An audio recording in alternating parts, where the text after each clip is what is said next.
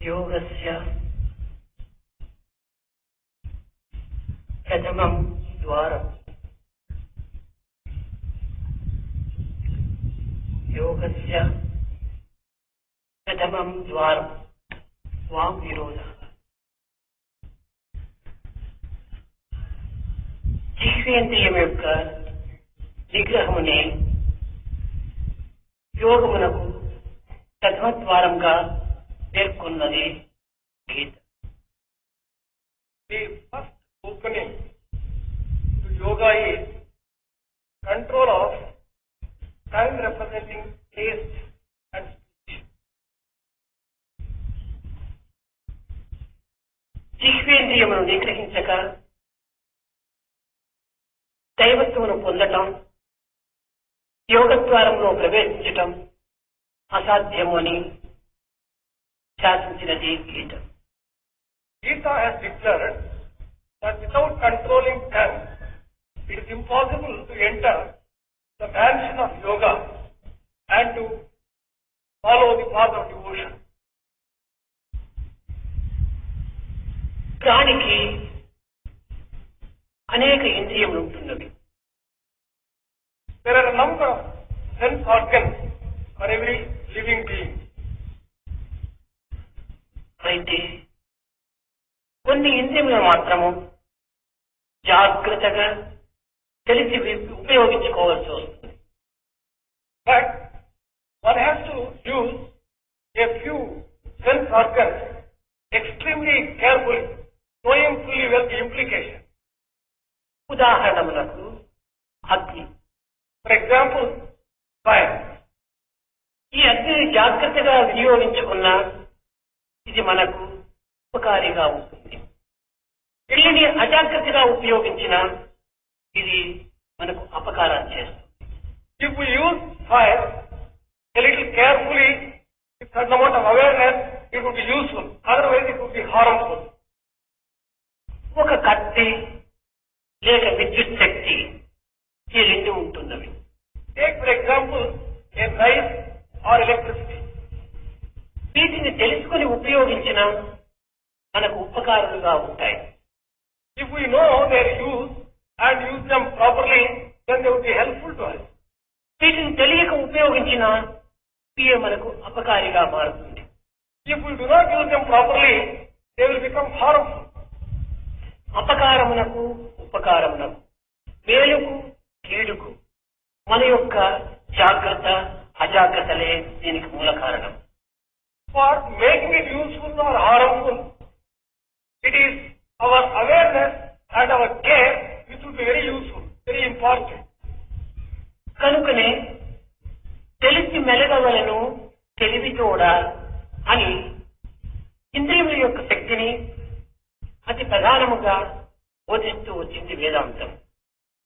Vedanta has been teaching that you should know the uses of the sense organs and use them carefully. మానవునికి ఉండినటువంటి యొక్క ఇంద్రియములలో ఒక్కొక్క ఇంద్రియము ఒక్కొక్క శక్తిని మాత్రమే కూడి ఉంటుంది.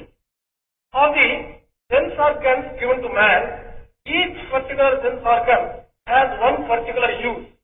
అయితే జిహ్వ రెండు విధములైనటువంటి శక్తులతో చేరి ఉంటున్నది. But tongue as a sense organ is endowed with two powers. ఒకటి మాట్లాడటం, రెండవది రుచి చూడటం. One is the power of speech, the second is the power of taste. కనుకనే ఈ జిహ్వను అతి జాగ్రత్తగా మనం ఉపయోగించుకోవాలని గీతా శాస్త్రజ్ఞుడు చెప్పాడు. Gita Shastra, the Lord of Gita, has therefore cautioned us that we should be very careful while using tongue. ఏ యొక్క సాధకుడు ఈ జిహ్వను అదుపులో ఉంచుకొనునో అట్టి సాధకుని యొక్క హృదయం నిర్మలమై, నిశ్చలమై, నిస్వార్థమై పరతత్వమును మాత్రం పొందుతుంది అని కూడా బోధించింది. Gita has also taught that that person who has complete control over the tongue will be enable his heart to be maintained pure, steady and seeking the Lord.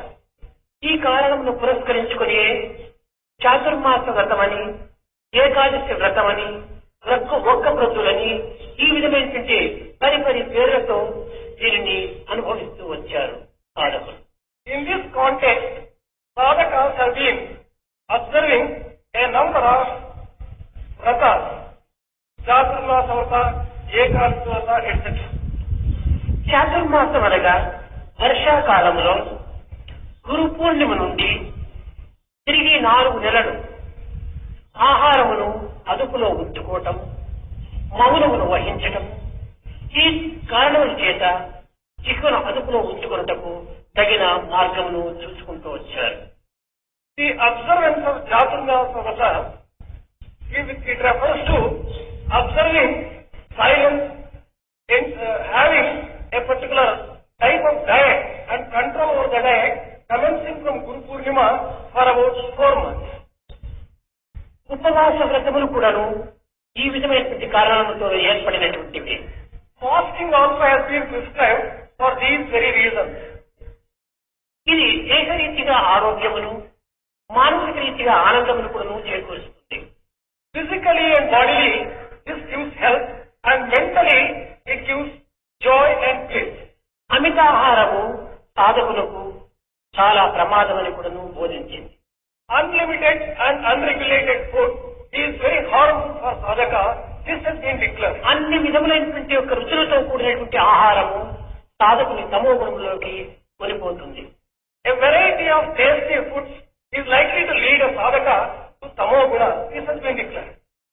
తనకు రుచికరమైనటువంటి ఆహారములు భుజించుతూ దైవ సన్నిధిని, దైవ తత్వమును అనుభవించటకు సాధ్యమవుతుంది అని పలికినంత మాత్రమున ఇది ప్రయోజనం లేదు. You only just simply think that enjoying all the tasty food and all the taste of the food, still one will be able to enjoy nearness to God and will be able to please God is not correct. మొట్టమొదటి జీవను అదుపులో ఉంచుకోవాలి. In the very first instance, one has to keep the tongue and control.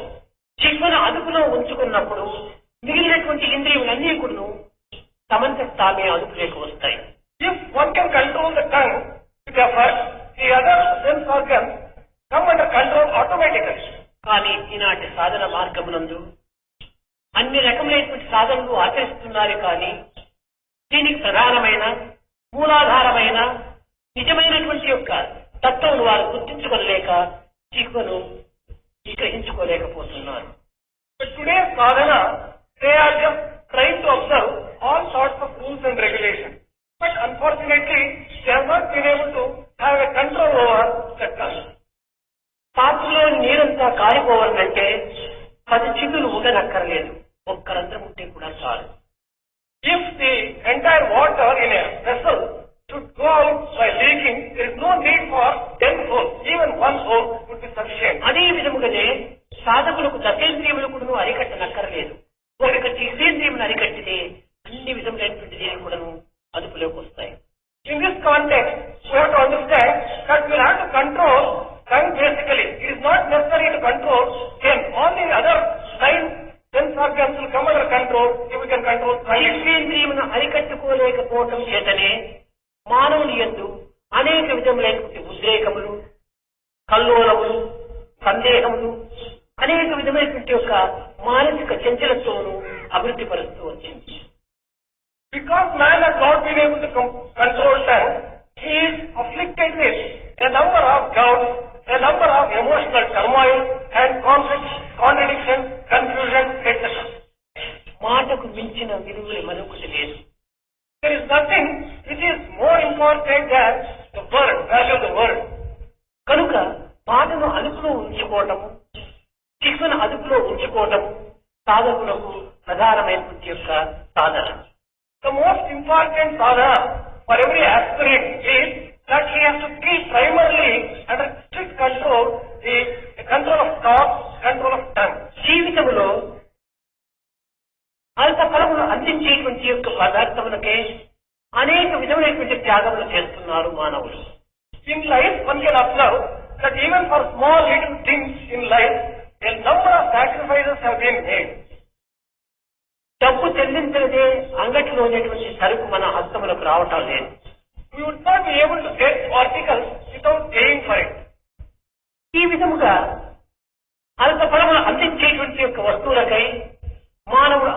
త్యాగములు చేయొచ్చు, కడపటికి ప్రాణములైనను త్యాగం చేయటకు సంసిద్ధులవుతుంటాడు. For getting and obtaining and achieving small, petty, useless articles, man sometimes is prepared even to sacrifice his life. అన్నింటికంటే అధికమైనటువంటిది, అన్నింటికంటే ఆధారమైనటువంటిది, అన్నింటికంటే ఆనందమైనటువంటిది ఆత్మలాభం. ఇట్టి ఆత్మలాభములకు త్యాగం చేయుటలో మానవునికి ఒరిగిపోయేటువంటిది ఏమున్నది? The one which is exceedingly important, the one which is the very basis of all other things, is the gain of Atma. Should not a man sacrifice everything for the sake of this? ఒకదానిని మనం త్యాగం చేసినప్పుడే మరొకటి మనకు ప్రాప్తిస్తుంది. Only when we give up or sacrifice one thing, we will be able to get another in its place. బజార్లో ఒక కూరగాయలు కొనవాలంటే మన నుంచి డబ్బు పోతేనే అతని నుంచి మన కూరగాయలు వస్తున్నాయి, లభిస్తున్నాయి.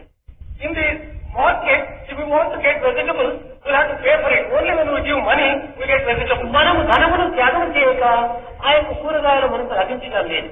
Without offering and sacrificing money, we would not be able to get vegetables. ఒకటి త్యాగం చేయటం వల్లే మరొకటి మనకు ప్రాప్తిస్తుండాలి. By giving one, we are acquiring another.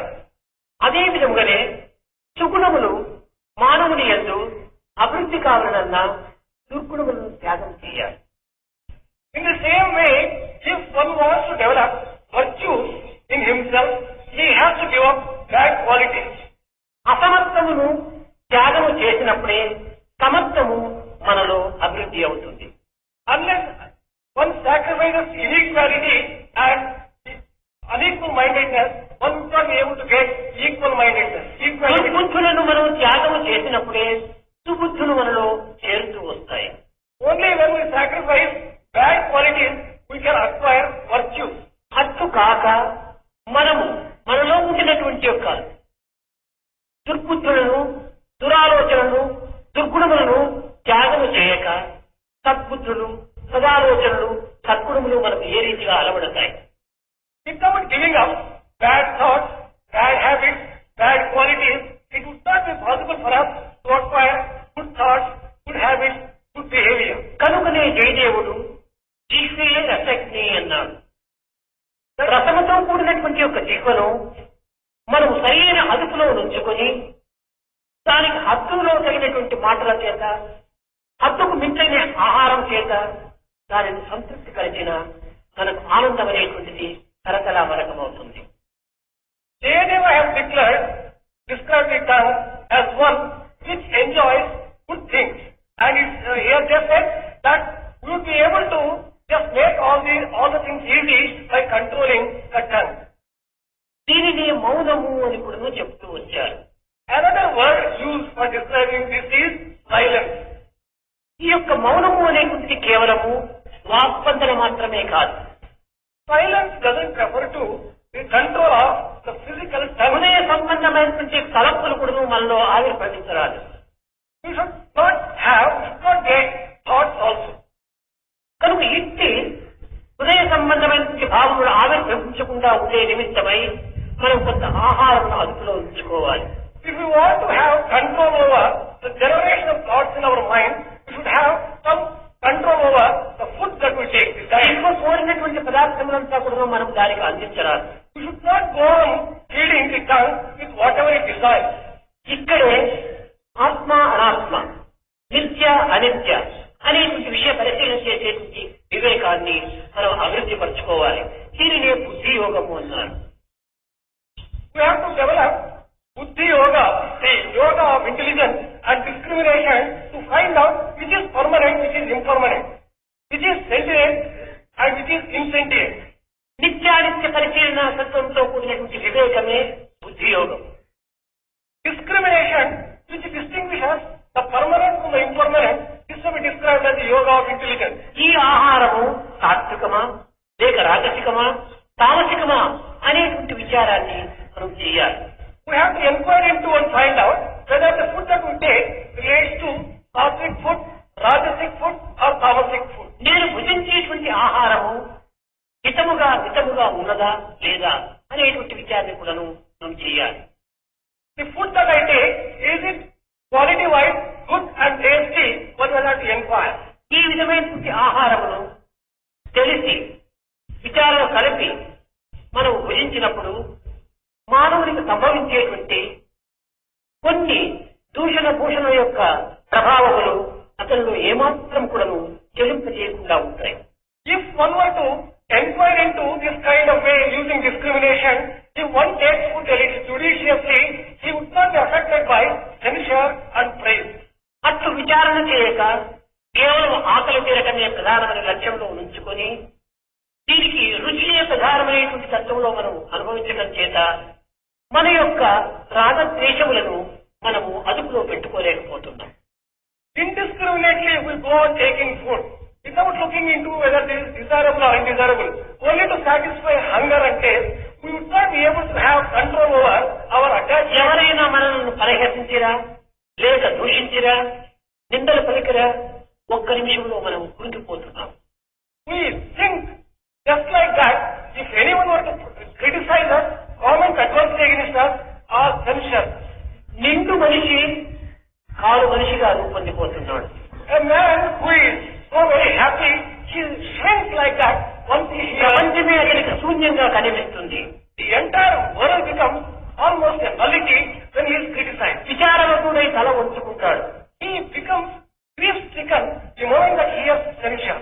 జీవితమే వ్యర్థమని భావిస్తాడు. He feels that life is meaningless. కారణం ఏమిటి? What is the reason? ఈ బలహీనతకంతా కారణము ఈ ఆహారమే.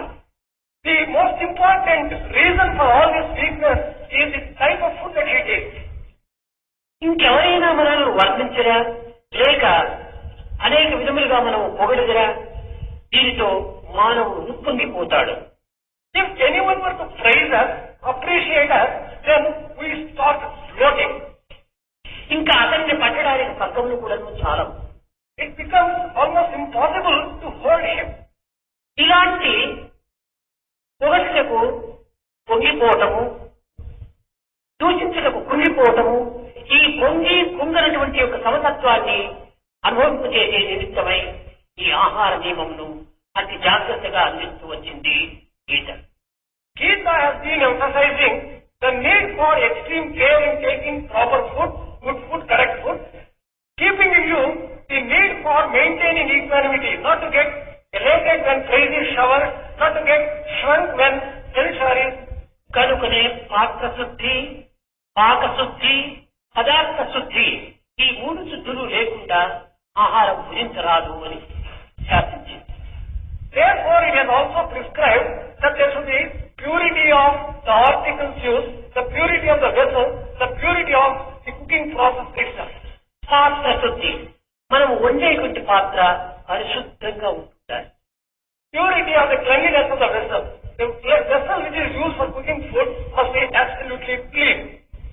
పదార్థ శుద్ధి అనగా ఈ పదార్థము అన్యాయంతో ఆర్జించినటువంటిదా న్యాయంతో ఆర్జించినటువంటి మన చెమటార్చి దీనిని తెచ్చుకున్నటువంటి ఆహారమా లేక దొంగలించి తెచ్చుకున్నటువంటి ఆహారమా, ఇది ఏ విధంగా పరువులను బాధించకుండా వచ్చినటువంటి ఆహారమా లేక పరుల యొక్క ఆనంద హృదయంతో చేకూరినటువంటి ఆహారమా అనేటువంటి ఈ పదార్థం యొక్క విచారాన్ని కూడా మనం చక్కగా విచారించాలి. The cleanliness of the purity of the article refers to the way that we have acquired those articles which are used for cooking food. Whether these are acquired by proper means, by proper work, by the sweat of the brow, or by stealing the things. అన్యాయార్జిత పదార్థము ఇది కేవలము అనారోగ్యాన్ని కలిగించడమే కాకుండా దుర్బుద్ధులను కూడా పెంచుతుంది. Articles which are acquired by improper means when they are used for food, they not merely generate bad thoughts, they will be leading us on the wrong path. పాకశుద్ధి చేసేటువంటి వారి హృదయము ఏ భావంతో ఉంటున్నది, ఎలాంటి తలంపులతో ఉంటున్నది, ఎలాంటి హృదయంతో ఈ పాకమును చేస్తున్నారు అనేటువంటి విషయాన్ని కూడా విచారించాలి. Then the next step is to inquire into what refers to the purity of cooking process itself. With what idea, thoughts and feelings the person who is cooking the food is cooking it. This has to be looked into. ఈ మూడింటిలో పాత్ర శుద్ధి మన హస్తంలో మన స్వాధీనంలో ఉన్నది కానీ పదార్థ శుద్ధి పాక శుద్ధి మన స్వాధీనంలో లేదు. We have control of the three things, the purity of the vessel, but not the other two, the purity. చేసేటువంటి వారు ఏ హృదయంతో చేస్తారో అది ఎవరికి తెలియదు. We do not know the feelings in the mind of the cook when he is cooking the food. అంగడి నుంచి తెచ్చినటువంటి ఒక పదార్థం కానీ లేక బజార్లో కొన్నటువంటి కూరగాయలు కానీ వారు దొంగిలించి తెచ్చారు, లేక వారి తోట నుంచే తెచ్చారు, ఇంకెవరికైనా మోసం చేసి తెచ్చారు, అది మనకు తెలియదు. Regarding the articles which you are buying from the shop or from the market, we do not know whether the vendor has acquired those articles either by proper means or improper means. కనుకనే పాకం అయిన తరువాత మనం పూజించిన పూర్వము బ్రహ్మార్పణం, బ్రహ్మహవి, బ్రహ్మాగ్నం, బ్రహ్మనాహుతం, బ్రహ్మయోజేన గంతవ్యం, బ్రహ్మకర్మ సమాధిన అని పరమాత్మకు అర్పితము గావించి మనం పూజించడంలో ఈ మూడు శుద్ధులు అందులో చేరిపోతాయి. Therefore, while taking food, just before we take food, we pray and offer the entire thing to God so that everything becomes clean and pure. ఆ నిమిత్తమై ఈ విధమైనటువంటి యొక్క ప్రార్థనను అందిస్తూ వచ్చిందే కానీ కేవలం భుజించడం పూర్వం ప్రార్థన చేయాలని ఒక నిర్బంధమైనటువంటి యొక్క శాస్త్రము కాదు. The prayer which has to be offered before taking food is not to be taken as something which is imposed and which is compulsory. And it is for our own good, for attaining the purity of the food, we'll have to just do and pray to the God. ప్రార్థన చేయుటకు పూర్వము ఇది ఒక ఆహారంగా ఉంటుంటారు. Before you offer the prayer, the food is merely food. ప్రార్థన చేసిన తర్వాత ఇది ప్రసాదంగా మారిపోతుంది. So once you offer it to the Lord, it becomes the naivedya, the prasadam. ఈ ప్రసాదములకు ఎట్టి దోషం కూడా ఉండదు. For the one which is obtained after the prayer, there will be no defect, no flaw. పాక దోషము, పదార్థ దోషము, ఇంకా పాత్ర దోషము, మూడింటి దోషములు కూడా ఈ ప్రార్థన పరిహారం చేస్తుంది. The prayer removes all the flaws and the defects of the vessel and the articles and the cooking process. కనుకనే గీతలో ప్రధానంగా సాత్విక ఆహారము, మితాహారము అత్యవసరమని, సిగ్గును అరికట్టుకోవటము ప్రధానమైనటువంటి సాధనని కూడాను ప్రబోధించింది. Therefore, in the Gita it has been explained that having a control over the tongue and having sattvic food and in a limited quantity is very essential. ఇది ఆహారమునందు ఇది సరైనటువంటి రీతిగా మనకు గోచరిస్తుంది. కానీ రెండవ శక్తి అయినటువంటి మాట. So far as food goes, I think we feel convinced. The second aspect is talk. ఈ మాటల చేత మనస్సుని మార్పు చేస్తుంది. Talk will have its own impact on the entire mind and mental process. మనసుని ముక్కలు చేస్తుంది. It can cut the mind and the హృదయాన్ని బ్రద్దలు చేస్తుంది. it can break the heart. ప్రాణాన్ని అందిస్తుంది. It can kill the person. ప్రాణాన్ని అందిస్తుంది. It can give life itself. జీవాన్ని పోషిస్తుంది. It can encourage the గమ్యాన్ని life. చేరుస్తుంది. It can make one reach the ఈ goal. రెండు విధములైనటువంటి పరస్పర విరుద్ధమైనటువంటి పదములు, పరస్పర విరుద్ధమైనటువంటి ఫలితములు ఈ మాటల చేతనే చేకూరుతున్నాయి. There are these two contradictory and opposite effects. It is both by the word itself. మాటల చేత ఎంతైనా కూడాను హృదయము మారుటకు అవకాశం ఉంటుంది. By using words, it is possible to transform the mind. మానసిక పరివర్తన అంతా కూడాను మాటలతో కూడి ఉంటుండాలి. Entire mental transformation takes place by words, proper words. కానీ అనేక మంది విజ్ఞానులు దీనిని విశ్వసించరు. A number of scientists unfortunately don't believe this. మాటల చేత మనసును మారటం ఎట్లా సాధ్యమవుతుంది? They say, how is it possible to transform the mind by mere words? దీనికి ఎట్టి పరిశోధనలు కావాలి. What is the experiment that has to be conducted for this? పరిశోధనలు లేనటువంటి పదార్థం యొక్క సత్యత్వాన్ని నిరూపించడం అసాధ్యం కదా. It is impossible to prove anything without experimenting it, isn't it? మానసిక పరివర్తన కంటికి కనిపించేటువంటిది కాదు. The transformation of the mind cannot be seen by the eye. ఇది కేవలం వినిపించేటువంటిది మాత్రమే. It can be only heard. ఈ వినిపించేటువంటిదంతా కూడా ఒక ఇంద్రియముల ద్వారానే. All that one can hear is only through the sense organ ear. ఇలాంటి మాటల చేత మనసు యొక్క పరివర్తన సంభవిస్తే అని వారు వాదిస్తారు. They argue that by mere word, it is not possible to bring about any transformation of the mind. ఒకానొక గురువు అనేక మంది విద్యార్థులను చేర్చుకొని వారికి వేదాంత ప్రబోధ తెలుపుతూ వచ్చాడు. One preceptor, teacher, he brought to him a number of students and he was teaching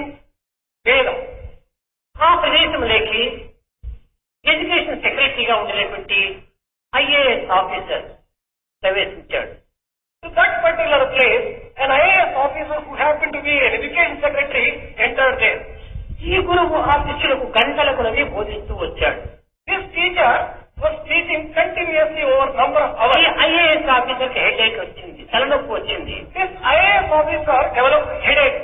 sir, చిన్న పిల్లలకు మీరు ఇన్ని విధములుగా ఇంతకాలం బోధిస్తూ వస్తే వారికి ఏం ప్రయోజనము? ఏదో కొన్ని వాక్యములు చెప్పి వారిని జ్ఞాపకం అందించుకొని దాని ఆచరణలో పెట్టడం సాధ్యం కానీ అనవసరంగా ఈ మాటల చేత వారిని బాధించటము, శారీరకమైన శ్రమలు అందించటము మంచిది కాదన్నాడు.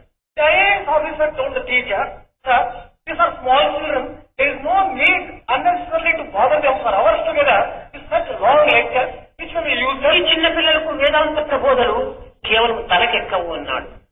Such scriptural truths, Vedanta Prabhava, could not be easily understood and grasped by these small students. అయ్యా, లేత వయస్సునే ఈ పిల్లలకు యొక్క మనస్సును పవిత్రమైనటువంటి భావముల చేత, నిర్మలమైనటువంటి నిస్వార్థమైనటువంటి తలంపుల చేత మానసిక పరివర్తన కలిగించటము అత్యవసరమన్నాడు గురువు. The teacher said that only in the young age, impressionable age, we'll have to just see and teach them things which can cleanse their heart and put them on the right path from the very beginning. ఈ మాటలలో నాకు విశ్వాసం లేదు.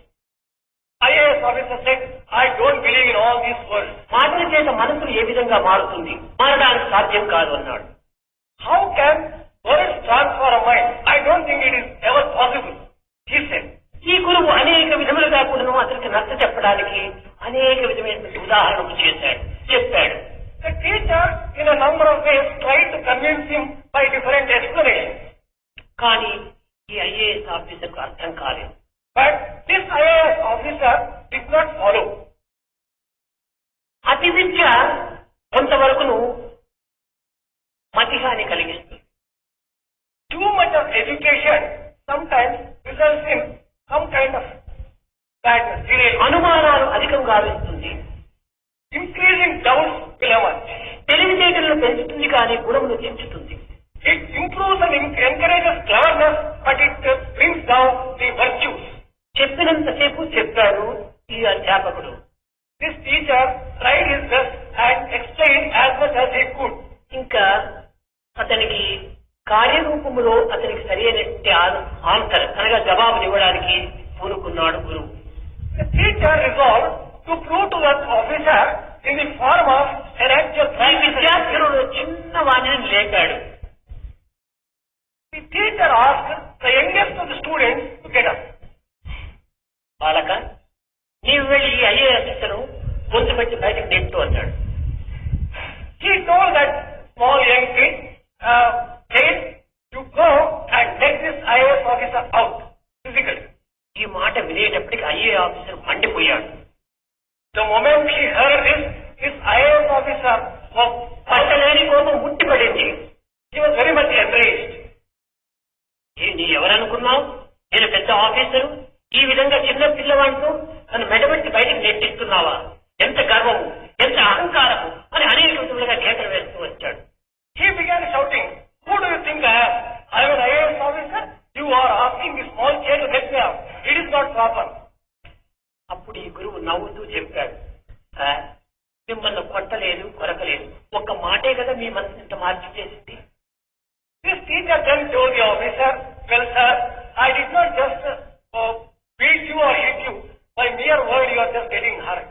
మీకింత కోపంగా మనసు మారడానికి కారణం ఏమిటి? I would like to know what is the reason for you are becoming so మాటే angry. కదా.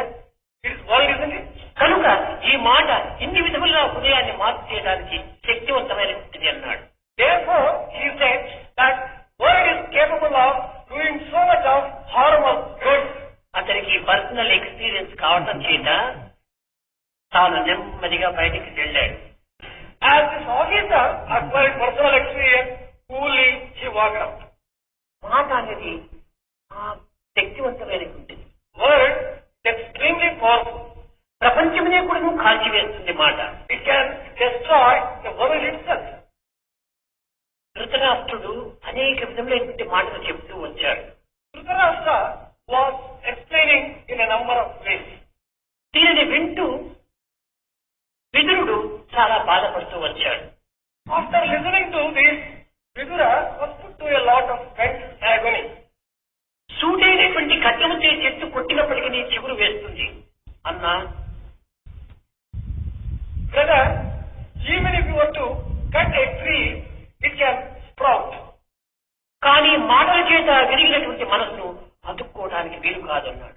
But if you break a heart or a mind by word, it is not possible to again make it one. ఇనుమునైన కూడాను ఇమ్మారు ముమ్మారు కాల్చి అతకవచ్చు కమ్మనేడు. It is possible for a blacksmith to make the pieces of iron into one piece by a particular process. మనస్సు విరిగినేది మరి పెట్టగలరా? But it is not possible once the mind is broken. కనుక మనసును విరిగించడానికి కానీ మనసును అరిగించడానికి కానీ అతికించడానికి కానీ మాటనే కారణం. It is a word which can cause trouble and which can give joy. కనుక మనం మాట్లాడేటువంటి మాటలు పనులను బాధ పెట్టకుండా, పనులకు ఏ విధమైనటువంటి కష్టం కలగకుండా దీన్ని ఉపయోగపెట్టాలి. Therefore, the words which we use should be such that they do not hurt others, they do not give any pain to others. కాలు జారితే కలుగదు నష్టం, నాలుక జారితే నరకమేరా. If you want to slip physically, there may not be much of problem. But if you want to slip your tongue, if you wrongly use the tongue, కాలు జారి పడినామంటే గాయం మనకు కనిపిస్తుంది. డాక్టర్కి పోయి చూపించి దానికి బ్యాండేజ్ కట్టి దాన్ని మార్పించుకోవచ్చు. if you want to slip and fall, there may be a small wound, you can get it dressed and it can be cured. కానీ మాట చేత మనసుకు తగినటువంటి గాయము కంటికి కనిపించింది. But if you want to hurt the mind of a person by harsh words, ఈ గాయమును మాన్పేటువంటి డాక్టర్లు ఎవ్వరూ జగత్తులో లేరు. the wound that is caused to the mind cannot be cured by any doctor in the world. కనుక ఇతరుల మనసును నొప్పించేటువంటి మాటలు మనం ఏమాత్రం కూడా ఉపయోగించరాదు. Therefore, we should never use words which are likely to hurt others' feelings. ఏనాడైనా ఏనాటికైనా మన మాటే మనకు ఒక బ్రహ్మాస్త్రంగా వెనుక తిరుగుతుంది. Someday or the other, the words which you have used may come back to us. కనుక నీ మంచి మాటలు ఉపయోగించుకో. Therefore, use always sweet and good words. సత్యం సత్యం హితం స్వాం పరమోదామి ఆవర్ణయేదా మొదల అక్షరాన్ని గోవింద దామోదర మాధవేది అన్నాడు. It has been just said over time, you like sweet things. You better repeat. ఏ దేవుడు చెప్పాడు? ఓ నాలుక, రసమెరిగినటువంటి నాలుక, సత్యమెరిగినటువంటి నాలుక, పవిత్రమైనటువంటి నాలుక, త్యాగస్వరూపిణైనటువంటి నాలుక, గౌరవ మర్యాదలను కాపాడుకునేటువంటి నాలుక, నీవు నిరంతరం గోవింద దామోదర మాధవ్ అనేటువంటి నామాన్ని స్మరించమని చెప్పాడు. What time you know what sacrifice means? You are very embodiment of sacrifice, honor, and you are a very sacred thing. You will have to just use yourself only for singing the name of the Lord, Narayana. ఈ స్వార్థపరమైనటువంటి స్వార్థరహితమైనటువంటి నాలుక, త్యాగపరమైనటువంటి నాలుక అని మనం ఏ రీతిగా చెప్పగలం? How can we say that this tongue knows how to sacrifice and it is absolutely selfless? నిత్య జీవితంలో మనకు చక్కగా గోచరమవుతుండాలి. We experience this in every day-to-day life. ఏదైనా మధురమైనటువంటి పదార్థం నాలుక పైన పెట్టినప్పుడు, ఆహా ఈ పదార్థం చాలా మధురంగా ఉంటుండాలి అని తాను అనుభవించకుండా జఠరమును కంపిస్తుండాలి. For example, when you give some sweet thing to the tongue, it tastes and it just says that it's so sweet that let me pass it on to the stomach. లేక ఇది మధురం కాక మరొక రుచిగా విరుద్ధమైనటువంటి రుచిగా ఉన్నప్పుడు ఇది కేవలం ఇది ఎక్కువ ప్రయోజనం కాదని భూదేవి కనిపిస్తుంది, వెనుక నెట్టి వేస్తుంది. If it is not sweet, suppose it is bitter, it wouldn't pass it on to the stomach. It would spit it out. మంచి కానీ చెడ్డ కానీ నాలుగు ఏమాత్రం కూడా అనుభవించదు. Good or bad, sweet or otherwise, it doesn't itself enjoy completely. గౌరవ మర్యాదలతో బ్రతికేటువంటిది నాలుక. Tongue lives on honor and with honor. ఎంతకాలము మన జీవిత పర్యంతం కూడాను నాలుగు అనేక విధమైనటువంటి పనులు చేస్తున్నాయి. ఒక్కనాడైనా తన ద్వారము దాటి తన ఇల్లు దాటి బయటికి ఏమైనా వస్తుందా? The tongue knows its limits so well. It lives for any number of years inside the body. Does it come out of the mouth even once? నాలుగు ఎన్ని మాటలు మాట్లాడినా లోపలే ఉంది కానీ బయటకి ఏమైనా వస్తుందా? రావడానికి ఏమాత్రం అంగీకరించదు. Whatever work it does, it does by remaining inside the mouth and it doesn't come out. ఇదే విధంగానే తాను ఓపికతో చేసేటువంటిది. ఎలాంటి కష్టములైనా, ఎలాంటి బాధలైనా, ఎలాంటి దుఃఖములైనా ఆ యొక్క సమాజమును సహించుకొని భరించుకొని తన జీవితాన్ని ప్రశాంతమైనటువంటి రక్షణ కింద కాపాడుకుంటూ వస్తుంది. Another feature of the tongue is it has extraordinary forbearance. Whatever the difficulties, problems and other troubles, it lives within itself without exceeding its own limits, and it will always observe forbearance and ఎంతమంది దుష్టుల మధ్య, దుర్మార్గుల మధ్య ఉండినప్పటికీ వారితో ఏమాత్రం కూడా సంబంధం లేకుండా అది జాగ్రత్తగా వెలుగుతూ వస్తుంది. It lives in the midst of very harmful people, but still very carefully, with a lot of skill it conducts itself. It doesn't get. నాలుకకు చుట్టూ 36 కట్టముల వలె ఉండేటువంటి దంతములు ఉంటున్నాయి.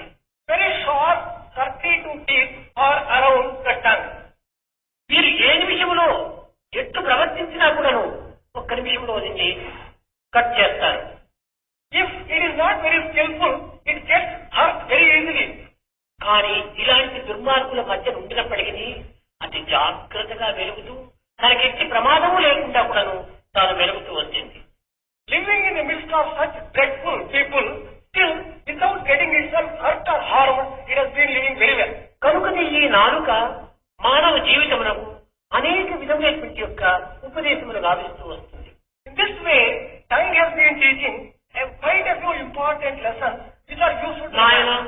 నీవు ఎంతమంది దుర్మార్గుల మధ్య ఉండినప్పటికీ వారితో ఏమాత్రం కూడాను కలహించక, వారి దారికి పడక నీవు తప్పించుకొని మెప్పించుకొని తిరగమని బోధిస్తుంది.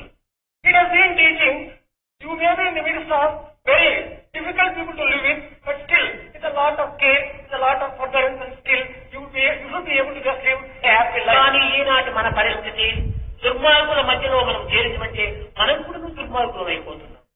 But today's circumstances are such that once we just get in touch with bad people, we also tend to become very మన bad. సద్గుణములను, మన సద్భావములను, సత్ప్రవర్తనను ఒక్క క్షణంలో మనం కోల్పోతున్నాం. All the good qualities, all the good feelings, good thoughts, good behavior, in a moment we lose all that. కనుకనే ఇలాంటి పరిస్థితులకు మనం గురి కాకుండా ఉండే నిమిత్తమై మన జీవన మొట్టమొదట అరికట్టుకోమని బోధిస్తూ వచ్చింది. In order that we do not suffer any such bad consequence, it has been said that first control your tongue. నేను అనేక పర్యావరణ పిల్లలకు చెప్తుంటాను, ఆయన అధికంగా మాట్లాడకండి. ఎందుకంటే వారికి అర్థమయ్యే రీతి లోపల మనలో ఉండేటువంటి దివ్యశక్తి, ఆత్మశక్తి అనేక విధములుగా కూడా వ్యక్తమైపోతుంటాయి. Swami would be telling quite often to the students, dear students, you should not talk much. The divine energy which is in you would be wasted by such అధిక talk. మాటల చేత మనకు జ్ఞాపక శక్తి క్షీణిస్తుండాలి. By too much of thought, the memory power would be lost. బలహీనత, నరముల యొక్క బలహీనత ఏర్పడుతుండాలి. There would be weakness developed in the body. అది త్వరలోపలనే వృద్ధాప్యం కూడా వస్తుండాలి. Premature old age would be the result of it. అంతే కాకుండా ఒక చెడ్డ పేరు కూడా గురి అయిపోతున్నాం. Not only that, one may get a bad name also. ఒక చిన్న ఉదాహరణ, ఒక రేడియో ఉంటుండాలి. One small example, there is a radio. ఈ రేడియో లోపల ఏదో ఒక న్యూస్ ను మనం స్టార్ట్ చేసి పెట్టాము. Let us just take this example of radio and we have put on, switched on and there is some news. భక్తి గీతములు పాడుతూ ఉండాలని. Some devotional songs are coming. ఒక గంట సేపు ఈ రేడియోను మనం ఉపయోగించడం చేత కరెంటు ఎన్ని యూనిట్లు ఖర్చు అవుతుండాలి. By using radio, how many units of electricity is consumed? ఖర్చు అవుతుందా లేదా? Is it a fact or not? అదే రీతిగానే మన దేహం ఒక రేడియో వంటి, Our body may be compared to a radio. మన బుద్ధి స్విచ్ వంటిది, Our intelligence is like switch. మన మనసు అనేటువంటి ఆలోచనలతో కూడినటువంటి పాటల వంటిది. Our mind is, it may be compared to ఈ something like పాటలు song. మాటలతో బయట బయటపడుతున్నాయి. In the form of words, these songs will be coming. ఈ పాటల చేత, మాటల చేత మనలో ఉండేటువంటి ఆత్మశక్తి అధికంగా వ్యక్తమైపోతుంది. The sacred divine energy in us gets wasted by this kind of talk and words. మానవుడు ఈనాడు తెల్లవారి మొదలు రాత్రి నిద్రించేంత వరకు కూడా ఏ మాటలు లేకపోతే తనలో తానైనా మాట్లాడుకుంటూ ఉంటాడు. Right from the dawn to dusk and until he goes to bed, he would be talking, if not loudly, within himself at least he goes ఈ on. రేడియోను వాల్యూమ్ తక్కువ చేశాడు కానీ ఆన్లోనే ఉంటుంది, అది మాట్లాడుతున్నాడు. It is something like the volume of the sound may be less, but the talk is going on, the radio is on. కనుక మనలో ఉన్నటువంటి ఎనర్జీ ఖర్చు అవుతూనే పోతుండాలి. And therefore, the energy which is within us, అసలు ఉద్రాణకు రావడానికి ఇదే మూల కారణం. the most important reason for old age is this. మాటలు మాటలు మానవుని యొక్క దివ్యత్వమైనటువంటి మౌనమనేటువంటి శక్తితో అభివృద్ధి పరచుకోవాలి కానీ మాటల చేత క్షీణింపు చేసుకోరాదు. Talk and too much talk and too much talk. By such talk, it is no good. You will have to develop silence, and through silence, అధికంగా మాట్లాడుతూ రావడం చేత ఆకలి కూడా అధికమవుతుంది. too much of talk leads to hunger. ఆకలి అధికమైనప్పుడు మరింత ఆహారం భుజిస్తాడు. When he feels hungry, he takes more food. ఆహారం అధికమయ్యే కొద్దీ ఇంకా వీరి అందించేటువంటి భావాలు అధికమైపోతుంటాయి. On account of excess food, his feelings and thoughts would also continue. ఈ ఇంద్రియమును నిగ్రహించుకోవడానికి సాధ్యం కాదు. ఇంకా Controlling of the senses becomes impossible. బాగా చక్కని గుడ్డలు పెట్టి పెంచినటువంటి గుర్రాన్ని ఊరికి ఒక దగ్గర కట్టివేస్తే అది మదవెక్కి అన్ని విధములు కూడా దుర్మార్గంలో ప్రవేశిస్తుంది. A horse which has been given very rich food, if you were to just tie it to a fence, it would not be keeping quiet, it would start, it would be కానీ running. గుడ్డలు పెట్టి పోషించినటువంటి గుర్రానికి కసరత్తు కూడా ఇవ్వాలి. Once you give rich food to a horse, it is necessary to give some exercise also. అప్పుడే దానికి ఆరోగ్యము, దానికి అహంకారం క్షీణించడము జరుగుతుంది. Proper exercise will give health and also will control అరువులైనటువంటి arrogance. వారు కేవలం ఊరికే భుజి ఇచ్చి కూర్చోవటం చేత మరింత మదము అహంకారము అధికమవుతుంది.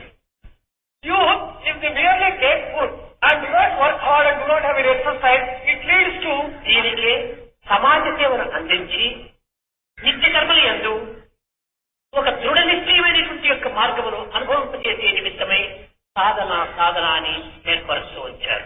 sadhana has been prescribed in order to see that the food which is taken by the youth is used in the form of service to the society. యువకులు దృఢ నిశ్చయుడై ఉండాలి. Youth must be firmly resolved.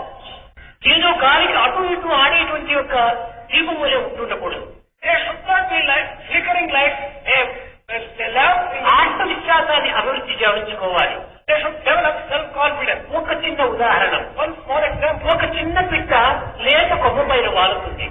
A small bird has come and sat on a branch. ఆ కొమ్మ అటు ఇటు ఆడుతుంది. The branch moves. ఆడినంత మాత్రమున ఈ చిన్న పచ్చి కూడా ఏమాత్రము అదరదు బెదరదు. The bird which is on the branch does not get frightened by the movement of the కారణం branch. ఏమిటి? తాను తన రెక్కలపైన ఆధారపడి ఉంది కానీ కొమ్మలపైన ఆధారపడలేదు. The reason is, bird doesn't depend entirely upon the branch itself, but it is dependent upon its wings. It has self-confidence. కానీ ఈనాటి మానవుడు చిన్న సంసారం అనేటువంటి కొమ్మ పైన వారినప్పటికీ ఏ చిన్న కష్టమో ఏ బాధలో ఏ దుఃఖమో వచ్చినప్పటికీ అది మోగేటప్పటికీ వీడు కూడా బాధపడిపోతున్నాడు, వీడు కూడా దానికి గురి అయిపోతున్నాడు. But today's man, he gets ruffled very easily, even if he gets small little difficulties in the ordinary day-to-day life. పచ్చికి ఉండినటువంటి ఆత్మవిశ్వాసం కూడా మనిషికి లేకపోతుండాలి. The self-confidence which a bird has, even that a man doesn't seem to have. దీనికి కారణం ఏమిటి? What is the reason for this? ఇది అమితాహారం, The reason is too much of food.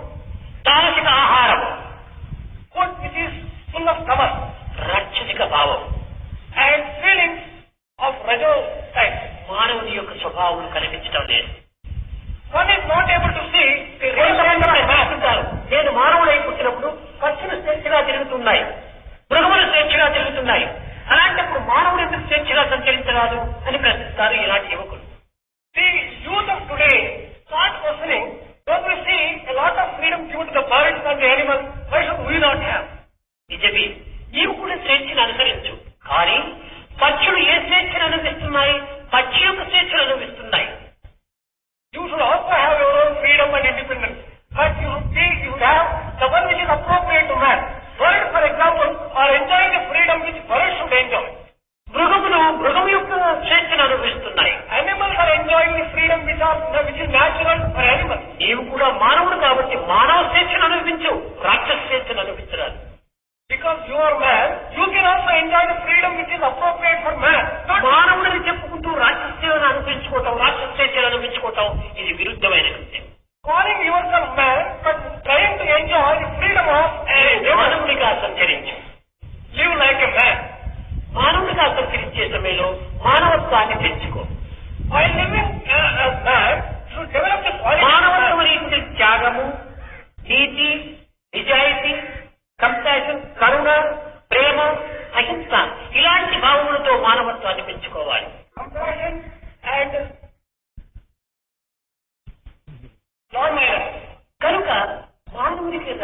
యొక్క లేనటువంటి గుణములను మనము కోపము, అసూయ, త్యాగము లేకుండా ఒక విధమైనటువంటి స్వార్థము ఇలాంటి దీంతో మనం పెరుగుకోవడం చేత మనం ఒక విధమైనటువంటి మృగ లక్షణాన్ని పెంచుకునేటువంటి వారం అవుతాం. But we are developing qualities which are appropriate for animal life, selfishness and anger, hatred,